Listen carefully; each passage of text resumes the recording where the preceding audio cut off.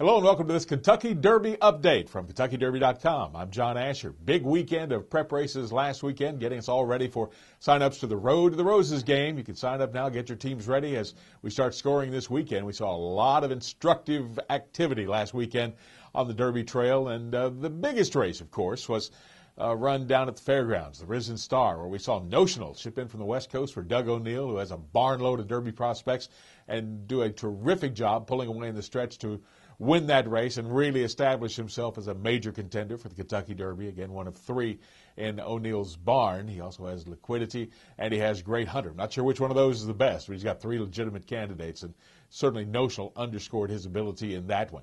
The big story outside of Notional's victory was the rough trip that Circular Key suffered through, as he appeared to be ready to make his move for Todd Pletcher, and then had a horse stop in front of him, another horse stumbled behind that one, and Circular Key had nowhere to go except to try to avoid trouble. He was nimble enough to do so.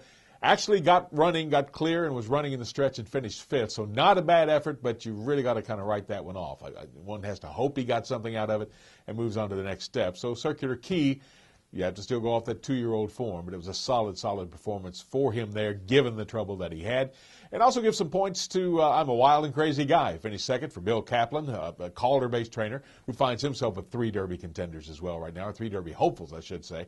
And I really like the races Angero ran, finishing third. He opened a clear lead in the stretch in his first race of the year, and then just couldn't quite hang on, was just nipped for second, but some good things down the road, I think, for Steve Asmussen's colt. Up in New York, we saw the possible introduction of a new star. No, it wasn't Lawrence the Roman, the unbeaten odds-on favorite going into the Whirlaway. He didn't fire at all. But the winner was Summer Doldrums, who went to the front and got the job done for trainer Rick Violette. Again, this is a very interesting colt. Love his pedigree.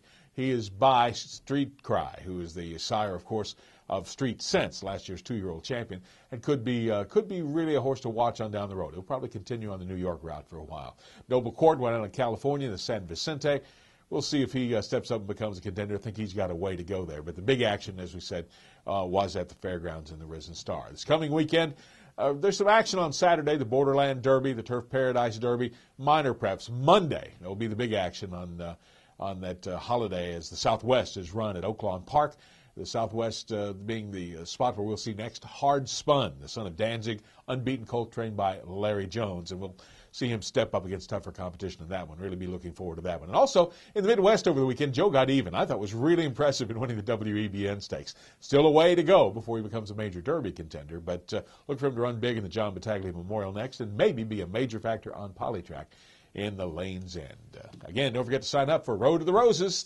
The scoring starts this weekend, and we've learned a lot here in the last week. We'll learn more this weekend. We'll look at the Derby scene for Derby 133. I'm John Asher on KentuckyDerby.com.